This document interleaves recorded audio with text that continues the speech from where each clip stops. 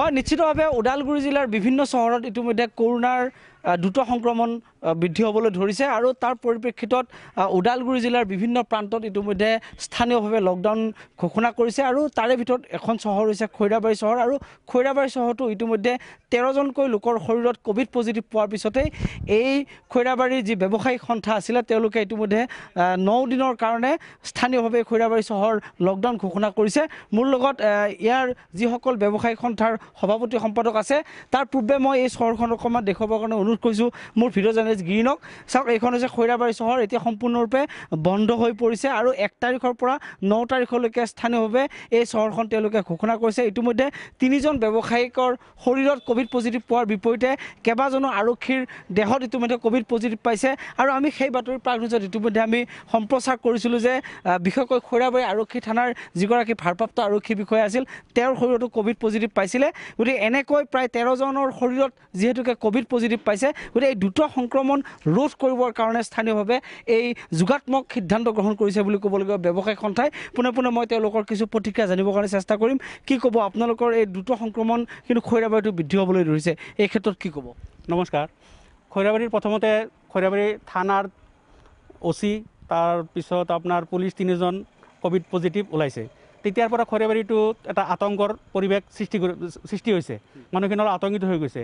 তাৰ পিছদিনাৰ পৰা খৈৰাবাৰী টেষ্ট আৰম্ভ হৈছে, ৰেণ্ডাম টেষ্ট আৰম্ভ হৈছে।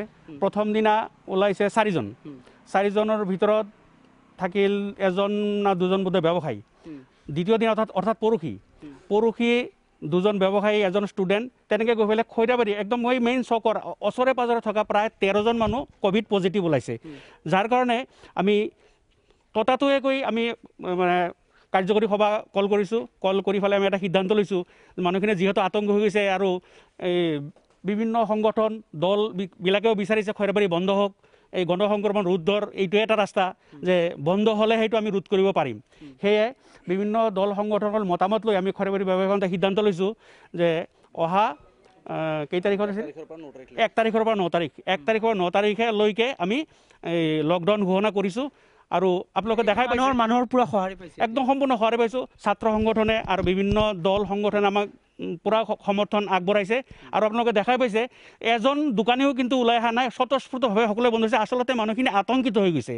এই আতংকগ্ৰস্ত মানুহখিনিয়ে সকাহ পাবৰ কাৰণে এই লকডাউনটো ঘোষণা কৰিছে আৰু যাতে সংক্ৰমণ নহয়, ইয়াতে যাতে শেষ হৈ খৈৰাবাৰীৰ 13জনৰ পিছত যাতে 14জন যাতে আমি গণিব লগা নহয়, তাৰ কাৰণে আজ এই ব্যৱস্থা ব্যৱসায়িক সন্থাই গ্ৰহণ কৰিছে। হয় নিশ্চিতভাৱে খুব এক যোগাত্মক কথা বুলি ক'ব লাগিব, কাৰণ তেওঁলোক আচলতে আতংকিত হৈ পৰিছে এই অঞ্চলৰ ব্যৱসায়ী, ইয়াৰ স্থানীয় ৰাইজ, আৰু সেইবাবে আচলতে স্থানীয়ভাৱে 1 তাৰিখৰ পৰা 9 তাৰিখলৈকে এই লকডাউন ঘোষণা কৰিছে খৈৰাবাৰী চহৰ। মূলত ব্যৱসায়ী সন্থাৰ সাধাৰণ সম্পাদকগৰাকী আছে, মই তেওঁৰ পৰা জানিব বিচাৰিম এতিয়া অন্যান্য মানুহৰ ক্ষেত্ৰত স্বাব টেষ্টৰ ক্ষেত্ৰত বিশেষকৈ স্বাস্থ্য বিভাগে কেনেকুৱা ধৰণৰ ভূমিকা গ্ৰহণ কৰিছে? কাৰণ আমি যি ধৰণে ভাবিছিলোঁ তাতকৈ কিন্তু স্বাস্থ্য বিভাগে বহুত মানে লৈছে, আগভাগ লৈছে। কাৰণ বিশেষকৈ যিজন মানে কৰোণাৰ দায়িত্বত আছে খৈৰাবাৰীত ডক্টৰ ধিয়াজ কলিতা ছাৰ, তেওঁ 100% মানে আমাৰ ব্যৱসায়ীসকলৰ লগত যোগাযোগ কৰি মানে তেওঁ আজিও অকণমান আগত মোক ফোন কৰিছিল যে খৈৰাবাৰী চেণ্টাৰ আকৌ দিব লাগে নেকি।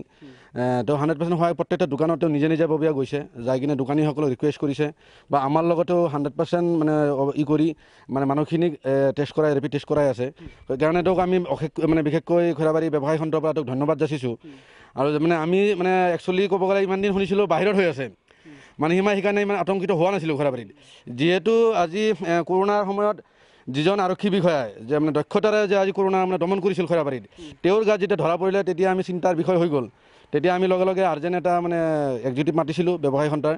তেতিয়া আমি সিদ্ধান্ত কৰিলোঁ যে যদি আমাৰ কোনো ব্যৱসায়ীৰ গাত বা যদি স্থানীয় লোকৰ গাত যদি ধৰা পৰে তেতিয়াহ'লে আমি এটা মানে এই বন্ধ ৰাখিম এসপ্তাহ বুলি ভাবিছিলোঁ।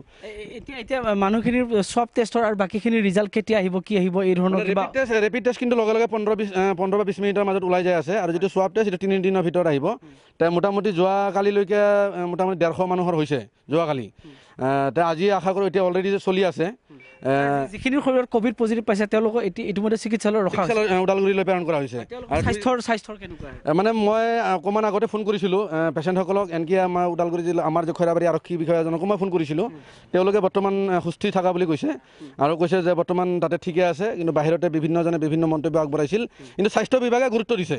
হয় নিশ্চিতভাৱে মই আৰু প্ৰতিক্ৰিয়া জানিব বিচাৰিম দাদা, যদি এই 9 দিনৰ ভিতৰতো লকডাউন যদি কিবা কাৰণত সংক্ৰমণটো বৃদ্ধি হয় আৰু পুনৰ লকডাউনটো বৃদ্ধি কৰাৰ সম্ভাৱনা আছে নেকি আপোনালোকৰ? এনে বন্ধ দিব পাৰে, প্ৰশাসনক এনে সুধিছিল তেওঁলোকে কৈছে যদি আপোনালোকে প্ৰয়োজন বোধ কৰে আমাৰ কোনো চৰকাৰৰ ফালৰ পৰা অৰ্ডাৰ দিব নোৱাৰোঁ কিন্তু আপোনালোকে ইচ্ছা কৰিলে দিব পাৰে দি পেলাই আমাক জনাব এই SDOৱে কৈছে এইটো এইটো আৰু এটা কথা মাজত কি লগে লগে কিন্তু ব্যৱসায়িক ক্ষেত্ৰতো আপোনালোকৰ এটা মানে এটা এটা গুৰুত্বপূৰ্ণ এটা ভূমিকা কিন্তু গ্ৰহণ কৰিছে কাৰণ ব্যৱসায়িক ক্ষেত্ৰত আপোনালোকে অকণমান হ'লেও লোকচান ভৰিব এই ক্ষেত্ৰত কি ক'ব লোকচানটো এতিয়া মানুহৰ জীৱনটোৰ মূল্যটো বেছি সেইকাৰণে জীৱনৰ মূল্যটো ৰাইজৰ জীৱনৰ মূল্য চাই আৰু বেমাৰটো যাতে গাঁও অঞ্চললৈকে বিয়পি যাব নোৱাৰে তাৰ কাৰণে আমি এইখিনি স্বীকাৰ কৰিছোঁ যে অলপ লোকচান হ'লেও আমি বন্ধবিলাক নিয়মমতে পালন কৰি ৰাইজে পূৰা সঁহাৰি জনাইছে হয় নিশ্চিতভাৱে স্থানীয় ৰাইজে আচলতে